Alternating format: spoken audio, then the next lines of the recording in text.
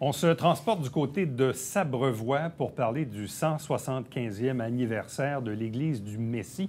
Vous allez vous dire, mais quelle est cette Église au juste? Pourtant, il est là depuis fort longtemps, depuis 1848 pour être précis. C'est le lieu même où est abrité depuis plusieurs années maintenant le Centre d'art de Sabrevois. Deux personnes pour en parler. D'abord, Marie Chouanière, bonjour. Bonjour. Accompagnée de Françoise Dancause. Bonjour et bienvenue. Merci.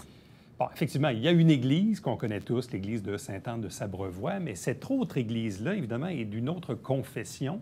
C'est celle que vous possédez depuis un certain temps avec le Centre d'art de Sabrevois. Faisons peut-être un petit historique au moment même où le Centre d'art s'est installé dans cette église. Ça fait déjà une douzaine d'années. C'était une église, une église anglicane qui avait été, en fait, qui n'était plus utilisée depuis je ne sais pas combien de temps, mais quand même assez longtemps pour que ça soit un peu tout croche. Quand vous êtes rentré le jour 1, là, oui. Et oui. Tu sais, en fait, il n'y avait pas d'électricité, il n'y avait pas de chauffage, il n'y avait pas de toilette, il n'y avait pas... ça sentait un peu beaucoup l'humidité. Il y avait un des magnifiques vitraux qui avait été brisé. Bref, il y avait beaucoup, beaucoup de travail. Et puis, c'est le maire, c'est Clément Couture qui était là à ce moment-là, qui... l'histoire dit qu'il y a quelqu'un, puis je pense que c'est vrai, là, qui est venu pour acheter la bâtisse pour faire des condos. Et puis, M. Couture, il a dit non, moi, je veux un centre d'art. Puis à ce moment-là, Annie Ducharme habitait à Sabrevois, puis moi aussi. Fait qu'il nous a... il connaissait déjà Annie. Fait que donc, il nous a interpellés pour mettre sur pied le centre d'art, là. Et c'est comme ça que ça a commencé? C'est comme ça que ça a commencé. Puis donc, la bâtisse appartient toujours à la municipalité. Puis nous, bien, on anime l'intérieur. On fait que c'est devenu un centre d'art, puis que ça continue. Mais c'est ça. Donc, il y a eu beaucoup, beaucoup de travaux qui ont été faits. Ça a pris 1 an à peu près. De travaux. Et aussi beaucoup, disons, d'heures et d'amour de la part de l'équipe et des bénévoles. On peut dire ça. Oui. C'est beaucoup de bénévolat, vraiment beaucoup. De l'équipe du début, je suis la seule, mais je suis, en même temps, mais là, j'ai des jeunes personnes, François, des jeunes bras, oui. qui viennent avec moi. Puis je suis vraiment contente de voir que ça continue puis que ça se transforme de toutes sortes de façons, le Centre d'art. Hein. On a eu beaucoup, beaucoup de spectacles au début, beaucoup de jazz. En fait, puis ensuite, on s'est transformé, on a essayé beaucoup, beaucoup de choses. Mais ce qu'on veut, c'est que ça reste vraiment avec l'âme de l'Église qui a été là-dedans. C'est vraiment un lieu... L'acoustique est vraiment très bonne. Et puis, je ne sais pas comment dire, les gens qui viennent faire un spectacle, là, il y a quelque chose de sacré. Ça reste toujours. Il y a une âme. Il y a une âme, c'est ça. On se spécialise en art de la scène, mais on a aussi fait des arts visuels. Il y a certaines expositions aussi qui sont accueillies au Centre d'art avec les années. Mais c'est ça, la pandémie a fait en sorte que le Centre d'art a été fermé quand même quelques années, malheureusement. Ouais. Parce qu'on ne pouvait plus accueillir de public. C'est une petite salle de 70-80 places au maximum. C'est dur de faire de la distanciation sociale quand le lieu est aussi petit. C'est ça. Exact. Puis, tu sais, ça reste quand même que... C'est bon de nommer que dans le Haut-Richelieu, des centres d'art en périurbain, il n'y en a pas. Tu sais, on reste que... On dessert une clientèle qui a peu accès à la culture. On est à 15 minutes de Saint-Jean. Fait que il y a une clientèle quand même à développer. Il y a beaucoup de développement de public à faire au Centre d'art parce que ça... Mais on est une équipe 100% bénévole. Mais là, on est un peu comme dans cet après-COVID. Est-ce que le Centre d'art a repris vie? Est-ce qu'il y a à nouveau des activités là, qui s'y tiennent depuis un certain temps? En fait, ce qu'on a fait pour que ça continue de respirer là, pendant la COVID, 2 choses. On a eu 10 ans pendant la COVID. Fait qu'on a demandé à 2 artistes, Patrick Mona et Stéphanie Fiola, de faire des œuvres extérieures. Puis les gens pouvaient venir, là, à un moment donné, on était dehors, puis il y avait des choses dehors. Puis l'autre chose qu'on a établie puis qu'on est en train de développer, c'est des résidences d'artistes. Donc là, c'est vraiment des artistes qui viennent développer un projet, que ce soit musical, peu importe, d'art visuel et tout ça, puis ils viennent travailler au centre d'art, puis on fait comme un échange après. Ils doivent, comme là, il y a Arnaud Aymar qui est venu développer un EP au centre d'art avec d'autres musiciens, puis là, il fait son lancement au centre d'art en novembre. Il y a des gens, là, on commence à savoir un peu plus qu'on fait des résidences d'artistes, fait qu'il y a des gens qui viennent. C'est une autre façon d'avoir des artistes, puis aussi que les gens d'autour puissent venir pendant que les artistes, c'est pas fermé. T'sais, ils peuvent venir voir comment les artistes travaillent. On fait de la médiation culturelle, c'est à la mode. Mais c'est quand même intéressant. Là. On ne veut pas que ça soit fermé.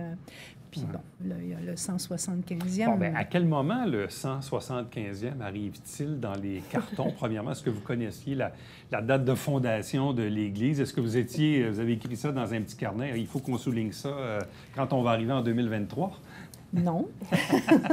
En fait, ce qui est arrivé, c'est que... Est-ce que c'est l'année dernière qu'on cherchait... Ça fait 2 ans. 2 ans qu'on cherchait... Pendant en pleine pandémie, on cherchait comment se réinventer. Puis, tu sais, les résidences d'artistes ont vraiment commencé pendant la pandémie pour pas fermer complètement, mais plus ouvert au public. Mais il y avait des capsules qui avaient été faites. C'était relayé sur les réseaux sociaux. Mais on cherchait comment qu'on va se sortir de là. Déjà, la clientèle au centre d'art, les amener au centre d'art, c'est pas évident, justement avec une équipe de bénévoles. Puis, bien, on est tombé sur une subvention, là. Nommons les choses comme elles sont, mais c'est le ministère de la Culture et des Communications qui avait le volet commémoration.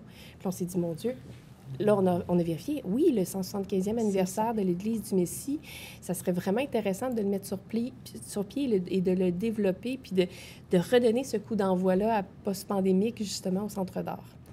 Bon, cette église, d'ailleurs, puis c'est ça, on la nomme, Église du Messie. Je ne savais même pas qu'elle avait un nom. Non. Je comprends que c'était de confession anglicane. Qu'est-ce qu'on sait de l'historique de ce bâtiment-là? OK, je vais faire appel à ma mémoire. Je viens de travailler, en fait, ce qu'il va y avoir à partir du 5 octobre, donc tout bientôt. C'est des projections, là, on appelle du mapping, qui va raconter, mais Françoise pourra en parler un petit peu tantôt, mais l'histoire, c'est vraiment William Plendelet Christie, le même que le manoir, donc c'est ça, qui avait des terres, et tout ça, ça y appartenait. Donc, Sabrevoix, mais beaucoup plus que Sabrevoix. Et puis, ils ont fait ériger, lui était de confession anglicane, ils ont fait ériger cette église-là. Mais lui, il a été malade. En tout cas, j'espère que je ne me trompe pas dans mon histoire. C'est pas moi la spécialiste de l'histoire, mais il est reparti en Angleterre.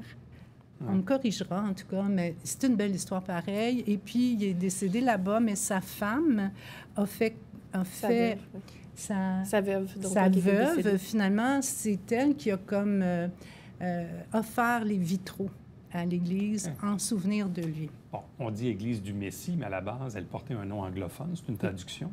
Oui, Church of Messiah. C'est ça, mais c'est ça, c'est anglican. Mais on a traduit parce que les messes étaient bilingues à cause d'une grande famille de rois qui habitaient à Sabrevoix. Puis il y en a plusieurs qui sont devenus pasteurs. Donc... très spécial de penser que les messes se tenaient dans les 2 langues. Oui, c'est très spécial. C'est pas fréquent, pas du tout. Bon, alors, qu'est-ce qu'on va faire au juste pour souligner ce 175e, Madame Françoise?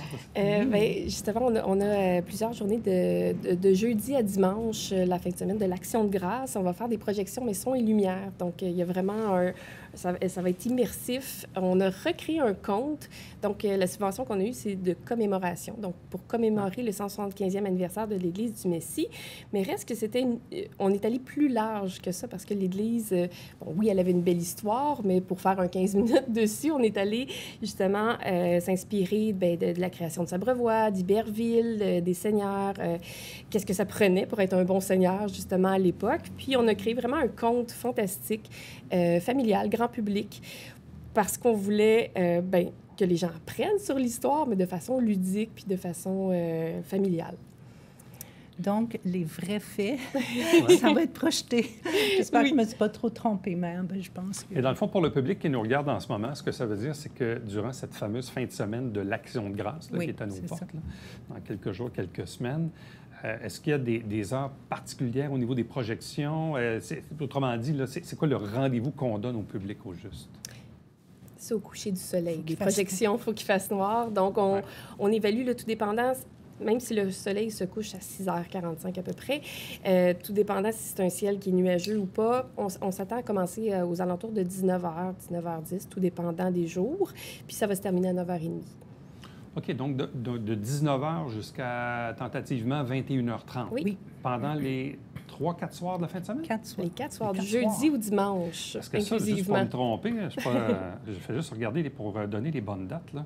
Dans le fond, on parle à partir du jeudi. Oui. Donc, jeudi le 5 octobre, oui. hein, c'est ça? Jeudi le 5, vendredi le 6, samedi le 7 et dimanche le 8? Exactement. Donc, les 4 soirs de 19 à 21h30, projection à l'extérieur. À l'extérieur. À l'extérieur, c'est gratuit. Il va y avoir justement des éclairages dans les arbres aussi. Fait qu'on ferait vraiment une synchronisation des éclairages avec la projection, avec le son. Une bande sonore originale qui a été créée. Et c'est des séquences de 15 minutes. Oui. C'est ça? 15, environ, sur 14 minutes. Ça va être comme en continu, là. Exact. 15 minutes, 15 minutes, 15 minutes, 15 minutes, là. Oui, puis en fait, comment on crée les mappings, c'est qu'on fait vraiment attention pour que le public s'y arrive en plein milieu, qu'il ne soit pas désorienté. Donc, on travaille souvent par tableau, par section. Donc, on réécoute. Souvent, le public va écouter 2 fois la projection, mais on peut arriver n'importe quand puis sans être... Bien, sans penser qu'on a manqué le début, là, tout simplement. Est-ce que c'est un gros défi techniquement? Oui. Oui, hein? C'est toujours un défi technique, surtout quand il y a une synchronisation avec des éclairages.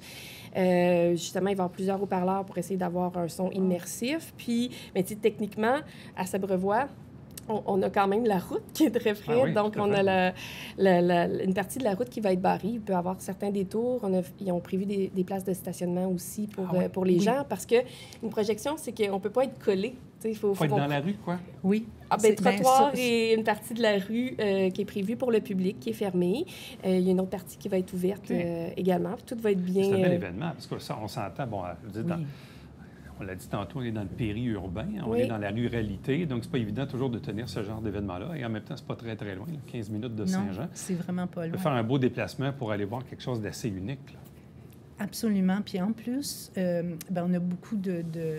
La ville coopère beaucoup là, pour la sécurité et tout ça, mais aussi parce que quand l'Église était quand même pas en très bon état, hein, puis ça fait longtemps que la municipalité essaie d'avoir des subventions, et puis là, paraît-il qu'il y en a pour réparer entre les pierres, mais aussi le clocher qui avait été démonté. Mais là, la cloche va être exposés à l'extérieur, les fonds baptismaux, puis les gens vont pouvoir entrer les 6, 7, 8 pour... on a aussi les calices, les objets de culte. Là, on a ça, fait que les gens vont pouvoir venir voir ça. À vous deux, merci infiniment. Donc, le rendez-vous est donné. Merci. Absolument. Merci. Merci. Restez avec nous, on vous revient après ceci.